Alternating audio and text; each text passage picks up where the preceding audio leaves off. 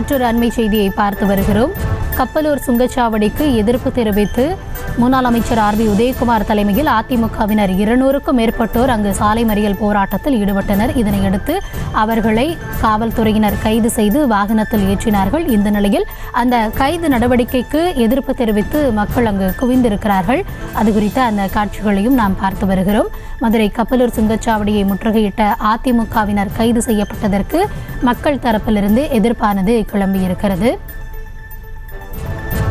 களத்திலிருந்து விவரங்களை வழங்குகிறார் எம்முடைய செய்தியாளர் விக்னேஷ். வணக்கம் விக்னேஷ். தொடர்ந்து காவலர்கள் கைது நடவடிக்கையில் ஈடுபட்டாங்க. தற்பொழுது மக்கள் அங்கு கூடி எதிர்ப்பு தெரிவிப்பு தொடர்பான காட்சிகளை நம்மால் பார்க்க முடிகிறது. கள நிலவரம் என்ன? நிச்சயமாக உள்ளூர் வாகனங்களுக்கு 50% கட்டணத்தை எதிரொலியாக உள்ளூர் வாகன ஓட்டிகள் கப்பலூர் சுங்கச்சாவடியை முற்றுகையிட்டு போராட்டத்தில் ஈடுபட்டு வந்த நிலையில் அவர்களுக்கு ஆதரவாக முன்னாள் அமைச்சர் ஆர். பி. உதயகுமாரும் போராட்டத்தில் ஈடுபட்டு வந்தார். இந்த நிலையில் காவல்துறையினர் அவர்களை முன்னாள் அமைச்சர் ஆர். பி. உதயகுமாரை கைது செய்து வாகனத்தில் ஏற்றிய நிலையில் அந்த காவல்துறை வாகனத்தை அனுப்ப விடாமல் உள்ளூர் வாகன ஓட்டிகள் காவல்துறை வாகனத்தை வழிமறைத்து தற்போது ஆர்ப்பாட்டத்திலும் கோஷத்திலும் ஈடுபட்டு வருகின்றனர்.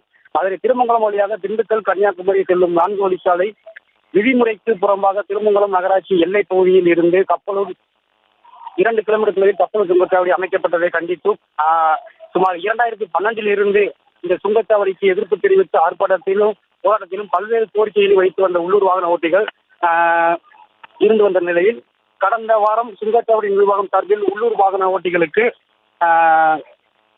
2020 முதல் 24ஆம் ஆண்டு வரை 4 ஆண்டுகள் உள்ளூர் வாகன ஓட்டிகள் கட்டணம் செலுத்தாத நிலையில் அவர்களுக்கு சுமார் 2 லட்சம் முதல் 6 லட்சம் வரை நோட்டீஸ் அனுப்பப்பட்டது.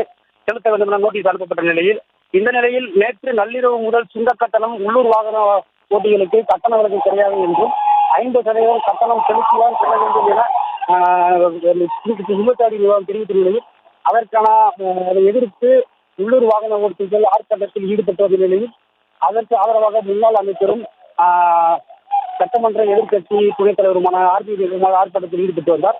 இந்த நிலையில் அவரை காவல்துறையினர் கைது செய்து ஏற்றிய நிலையில் இந்த காவல்துறை வாகனத்தை எடுக்க விடாமல் உள்ளூர் வாகன ஓட்டிகள் ஆர். பி. உதயகுமாருக்கு ஆதரவாக காவல்துறை வாகனத்தை எதிர்த்து கோஷமிட்டவாறும் சாலையில் தடுத்து ஆர்ப்பாட்டத்தில் ஈடுபட்டு வருகின்றனர். தற்போதைய விவரங்களுக்கு நன்றி விக்னேஷ். செய்திகளை உடனுக்குடனும் துல்லியமாகவும் தெரிந்து கொள்ள சப்ஸ்கிரைப் பண்ணுங்க.